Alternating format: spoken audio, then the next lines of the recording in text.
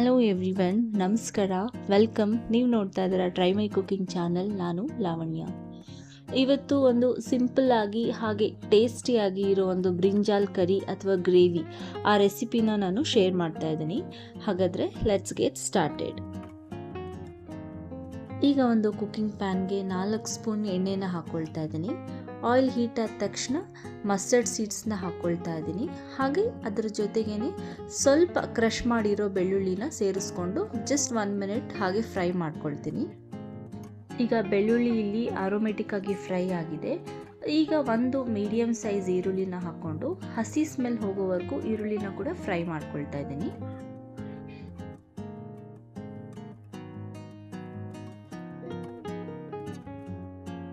ಇಲ್ಲಿ ಈರುಳ್ಳಿ ಚೆನ್ನಾಗಿ ಫ್ರೈ ಆಗಿದೆ.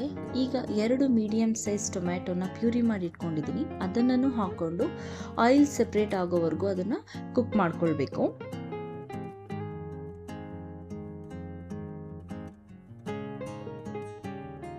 ನೋಡಿ, ಟೊಮ್ಯಾಟೋಸ್ ಎಲ್ಲ ಚೆನ್ನಾಗಿ ಕುಕ್ ಆಗಿದೆ. ಪ್ಯಾನಿಂದ ಆಯಿಲ್ ಸೆಪ್ರೇಟ್ ಆಗ್ತಾ ಇದೆ.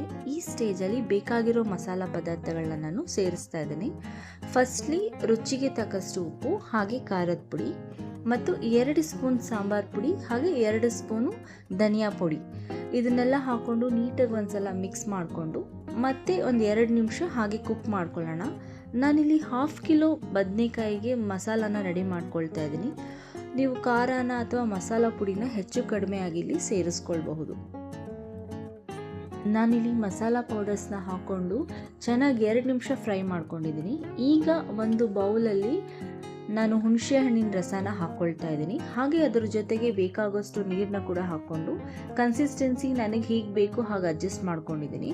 ಇದೆಲ್ಲನೂ ಒಂದ್ಸಲ ಚೆನ್ನಾಗಿ ಮಿಕ್ಸ್ ಮಾಡಿಕೊಂಡು ಅದನ್ನು ನಾವು ಬಾಯ್ಲ್ ಆಗೋಕ್ಕೆ ಬಿಡಬೇಕು.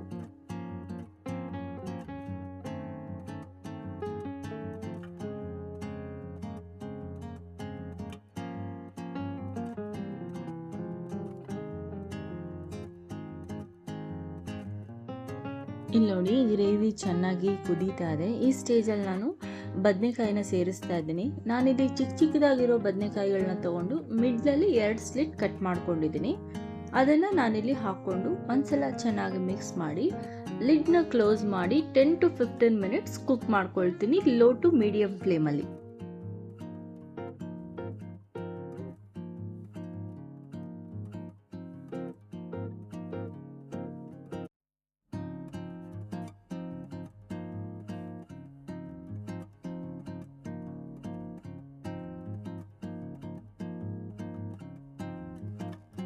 ನೋಡಿ, 15 ಮಿನಿಟ್ಸ್ ಆದಮೇಲೆ ಲಿಡ್ನ ಓಪನ್ ಮಾಡ್ತಾ ಇದ್ದೀನಿ. ನೋಡ್ತಾ ಇರ್ಬೋದು ನೀವು ಇಲ್ಲಿ ಎಷ್ಟು ಚೆನ್ನಾಗಿ ಕುಕ್ ಆಗಿದೆ. ಸೊ ಈ ರೆಸಿಪಿನ ಅಡುಗೆ ಬರದೇ ಇರೋರು ಟ್ರೈ ಮಾಡ್ಬೋದು. ಬಿಗಿನರ್ಸ್ ಹಾಗೆ ಬ್ಯಾಚುಲರ್ಸು ಅಥವಾ ಕ್ವಿಕ್ಕಾಗಿ ಯಾರು ಅಡುಗೆ ಮಾಡಬೇಕು ಅಂದ್ಕೊಳ್ತಾರೋ ಯಾರು ಬೇಕಾದ್ರೂ ಟ್ರೈ ಮಾಡ್ಬೋದು. ಅಷ್ಟೇ ಟೇಸ್ಟಿಯಾಗಿರುತ್ತೆ. ಹೋಪ್ ನಿಮ್ಮೆಲ್ಲರಿಗೂ ಈ ರೆಸಿಪಿ ಇಷ್ಟ ಆಯಿತು ಅಂದ್ಕೊಳ್ತೀನಿ. ಇದೇ ಥರ ಇಂಟ್ರೆಸ್ಟಿಂಗ್ ರೆಸಿಪಿಗಳಿಗೋಸ್ಕರ ನನ್ನ ಚಾನಲ್ನ ಸಬ್ಸ್ಕ್ರೈಬ್ ಮಾಡಿಕೊಂಡು ಸಪೋರ್ಟ್ ಮಾಡಿ. Thank you so much for watching. ಮತ್ತೆ ಸಿಗೋಣ. ಬಾಯ್.